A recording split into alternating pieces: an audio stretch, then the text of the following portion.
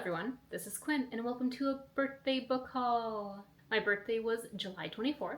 For my birthday, I wanted to go book shopping. I have been on a book buying ban since January, and so I've been running out of books. I think at the end, I had only 11 books on my physical TBR left, and so great accomplishment. So I've been slowly writing down books that seemed interesting that I wanted to hunt for during my birthday.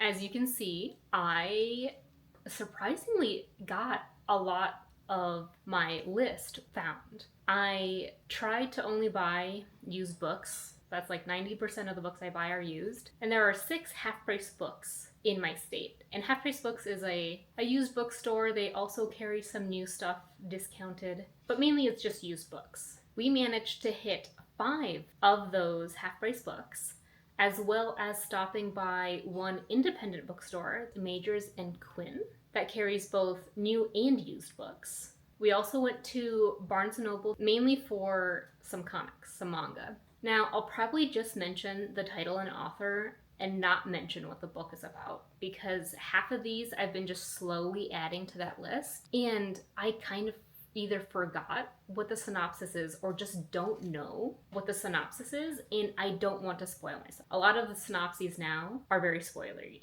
and so I'll just be talking about what books I got, and that's it. So before I talk about our expedition through all these bookstores, I will mention a present my wife got me, and it is the first 4 Murderbot books. This is a really fun box set. The only qualm, I saw this and it's amazing, I just wish the box just had Murderbot's face plastered on here. Instead, it's just a whole bunch of text and covers of the books, but this is one of my new favorite series.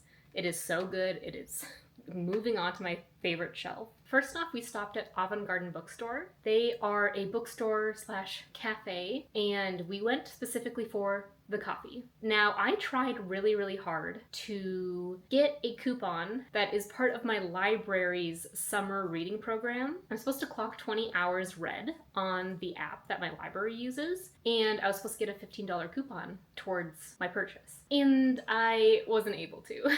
So I think I'm now an hour away. And when I do, I will go up and buy a book. But that was a plan, and the plan didn't end up working out, and that's okay. We also stopped at Truffles and Torts to get a little breakfast, and then we're on to our first stop. I got 4 books at this Half Price Books. Clara and the Sun by Kazuo Ishiguro. This I have read already. It is on my favorite shelf, and I just love this edition. It is so pretty. Even the inside has that little sun. And I decided to upgrade my copy.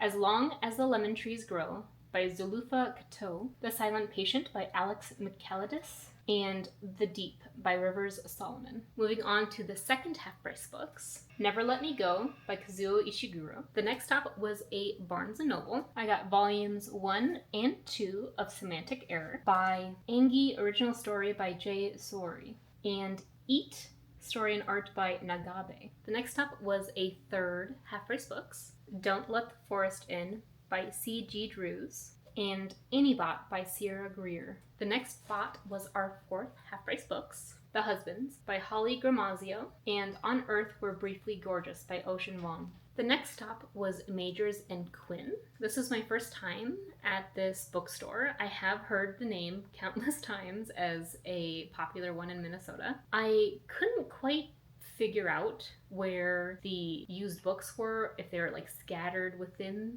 the books themselves, and I didn't want to ask because I am shy, so I just ended up with And They Were Roommates by Paige Powers, as well as a cute little tote bag with a little worm and books. And the final half-price books. Summer Suns by Lee Mandello, and Migrations by Charlotte McConaughey. This is also a book I've read, and my copy was just kind of gross, and this copy is beautiful. So I decided to upgrade. Now you may be wondering, why are we only halfway through the pile? And as I was checking off my list, literally with a Sharpie and a piece of printed paper with all the books I wanted, I decided to order some books online at World of Books, as well as buying the 4 ebooks that I wanted. World of Books is a online bookstore that I enjoy. They are a certified B Corp. They are also, I think, carbon neutral. They have both new and used books. They usually have a buy 3, get 1 free on selected used books. And so I definitely utilized that deal. But as always with online used bookstore purchasing, it's kind of a grab bag on what you will get. The conditions can mean one thing and you'll either receive something worse or something better. And it's really tricky with getting a cover that you like. You have to really search for the ISBN. So I was too excited. I did not do that. And usually I'm pretty good about it, but I was just buying these on the car ride back. Severance by Ling Ma. This is a book of the month edition and I hate the way that they look, but it's in such good condition. If I read this and like it, I'll probably just update the copy. The Brightness Between Us by Elliot Treffer. This is the second in a series. The first book I absolutely loved. It is on my favorite shelf, and I never got to reading the second one. Unfortunately, there's a whole bunch of tabs and there's scribbles in it. But when I looked online, it says it was in good quality, and that means that there could be some writing. So I'll just take an L for this one. I won't be able to read with the underlining and the notes in the margins, so I don't know what I'll do with this copy, but I have it. Welcome to the Gyeongnam Dong Bookshop by Hwang Bo Rim. Mexican Gothic by Sylvia Moreno Garcia. Network Effect by Martha Wells.